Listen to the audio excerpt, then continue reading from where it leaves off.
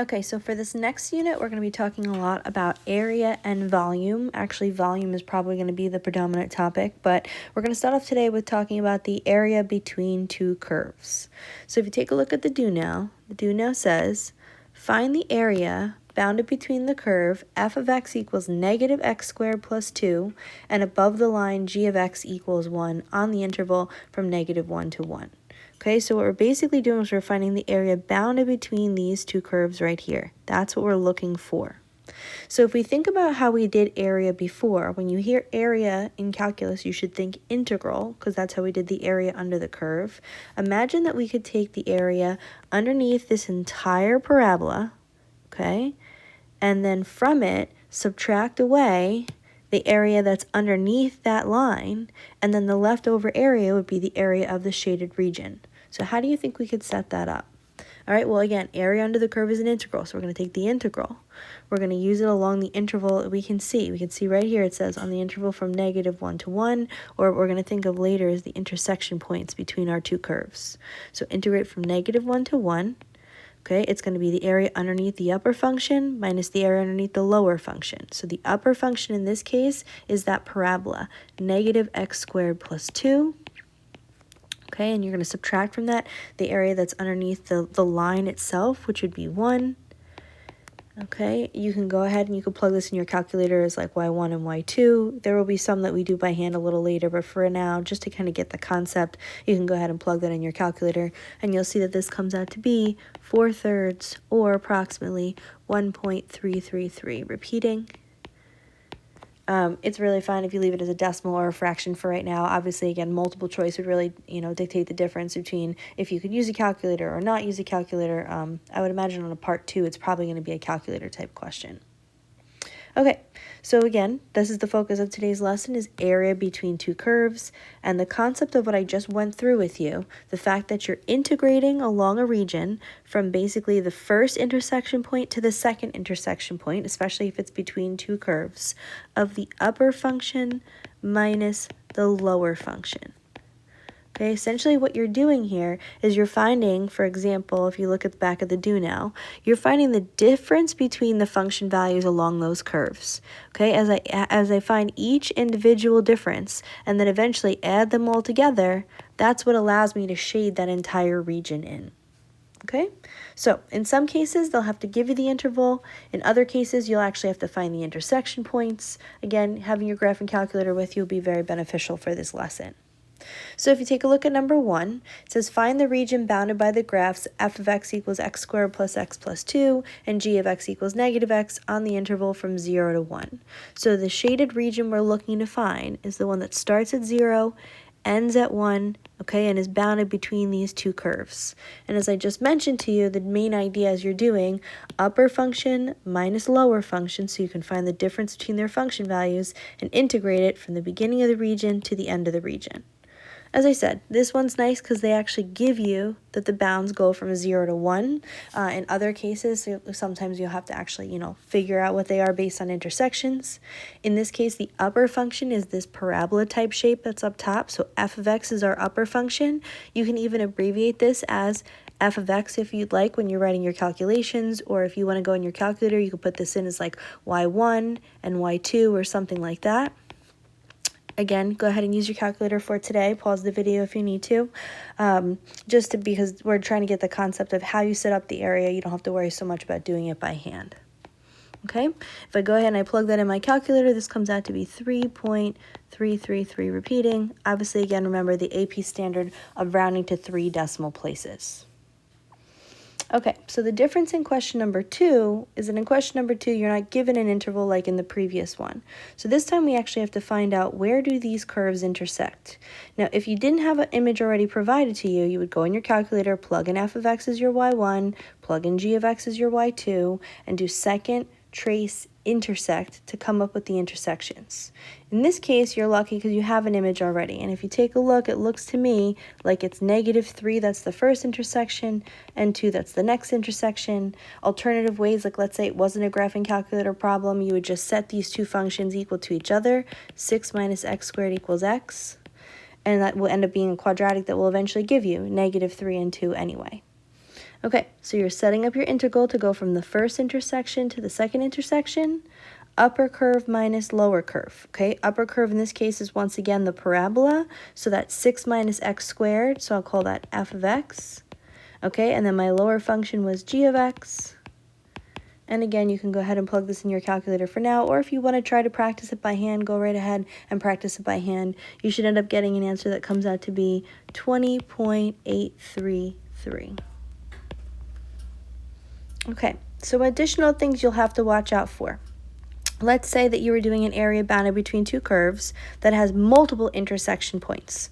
So not only will you have to break this up into integrals because you have to find each region individually, but you'll also have to be careful because you can notice in this problem, at some point, what was your upper function becomes the lower function, so your integral is going to be set up a little differently each time. All right, so let's first go ahead and find these intersection points. Okay, so if you, again, you can go in your graphing calculator, or I'm lucky in this case because I have an actual picture, but you could plug these two functions into your calculator and you can find the intersections. So you can see the first intersection here is at -3, then my next intersection is at 0, and then my last intersection is at regular 3. Okay, so when I set this up, my integral is going to be separated into two integrals. I'll call this like region A and region B, if you will. I'll have to find each region individually and then add them together to find the area of my entire thing. So I'm going to start to set this up to go as the integral from -3 to 0. In that first section, your upper function is that cubic curve, okay? So you know what? Since there's no names on this one, I'm going to actually add in names, and this is totally fine for you to do on the AP exam. Okay, so you're going to think of this as my f of x right now is this red function, so I should write that in red. Okay, and then my blue function is the g of x. So again, be careful because you'll notice in different portions of the graph you have a different upper and lower function. So in that region A, as I go from -3 to 0, my upper function is f of x, my lower function is g of x. And to finish getting the area of this entire region, I'll add the integral for the second region, region B. That region goes from 0 to 3 this time.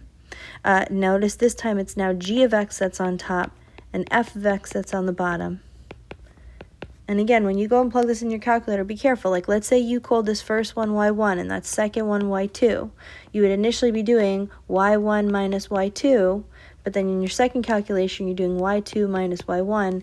I definitely would recommend using those abbreviations of y1 and y2 and things like that, just because you have to be careful with parentheses as you're subtracting full expressions. Like if you were subtracting the whole expression 4x minus x squared, you really have to be careful with those parentheses. So once again, I definitely recommend using those y1, y2 abbreviations if you can. Okay, so take a minute, pause the video if you need to. Do this calculation in your calculator, and when you're finished, you should end up having an area that comes out to be 81. Now, in some years, we would go over how you do it in terms of the y-axis. It's really not that different. The main difference would be that you'd be going from, actually, you know, I'll just do this one anyway. Find the region bounded by the graphs of x equals 3 minus y squared and x equals y plus 1 squared. So this time you're still going to need your intersections, except you're going to need the y values of the intersections. A lot of times when you see things done where it's like an x equals a function of y, or eventually when we talk about revolutions around the y-axis, think about everything being in terms of y. So our setup is still going to be the same. It's going to be an integral because you're adding up, you know, the function values in a region, except this time instead of adding from left to right, now we're going to be adding from bottom to top. Okay, so you're going to start at what's the lower bound of your region? What's the lower intersection point? That would be y equals -2. Then your upper bound of your region is at 1 because that's the highest y value in that region. This time your quote-unquote upper, and if you were looking at me right now, I'd be using quotations with my hand. Your upper function is actually the function that's further to the right. What's giving you bigger x values? So out of these two, you can see you have a linear function and a quadratic. It's the quadratic that is the upper function, and it's the linear that is your lower function. And this time as you write your setup, you would do it as dy, but again, if you went back and you were plugging this in your calculator to actually get the value, if you wanted to do it like that, you'd still have to plug it in technically as x, even though again, your whole setup is based on y. All right, so let's talk about a situation where the picture is not already drawn for you. Now, obviously, I graphed it here on the side of my screen just so you'd be able to see it, but this is what you would have to do. You would have to first go, and I would say sketch a region of your function. This will also be helpful when we get into doing the area bounded between, not the volume of revolution bounded between two curves. So I would always say with these problems, go and sketch what your region looks like. Okay, so again, I've already graphed it here on the right-hand side of the screen for you, but you would go and you graph it in your calculator and draw yourself a little sketch. Okay, so you can see some sort of upside-down parabola and some regular parabola, something to that effect. Again, much better picture here on the right, so I'll stick with that. The next thing is, once you've actually graphed this, you want to find the intersection points. So where are these two curves intersecting? You can see one is at 0, 3, and the other is at 3, 0. So that means that when we set up our integral for this problem, it's going to be the integral that goes from 0 to 3, because that's the lower x value to the upper x value. Again, you know what, maybe I will go back and sketch this for a second. You want to remember the general idea of what's happening here is you're finding the difference between these two curves. And as you integrate, integral is an addition, you're adding up all those differences as you go from left to right, and that's what gives you the area of that shaded region. So now you notice they're both parabolas. How do you know which one is which? The upside down parabola always begins with a -1. Okay, so in this case, my upper function is actually g of x, my lower function is f of x. Okay, and if you go and you plug that in your graphing calculator, you'll see that that comes out to equal 9. Again, feel free to practice if you want to do it by hand, just to practice your integration rules. But for today, we're just trying to get the concept of, how you actually integrate and find the area between these two curves.